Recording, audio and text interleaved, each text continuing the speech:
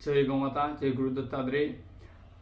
ખુશીની વાત આનંદ જણાવતા થાય છે કે સમગ્ર વિશ્વની માતા, હિન્દુઓની એકલી નથી, સમગ્ર વિશ્વની, વિશ્વમાં વસવાટ કરતા સૌની માતા એટલે કે આપણી ગૌ માતા। અને ગૌ માતાનું પ્રથમ ગુજરાતની ભૂમિમાં 108 મંત્ર જાપથી અભિષેક મંદિર નવનિર્માણનું સપનું જે આપણું છે તે હવે ટૂંક સમયમાં સાકાર થવા જઈ રહ્યું છે। તો આપ સૌ સનાતનીઓથી લઈ સમગ્ર વિશ્વમાં વસવાટ કરતા સૌને મારા જય ગૌ માતા, જય ભારત।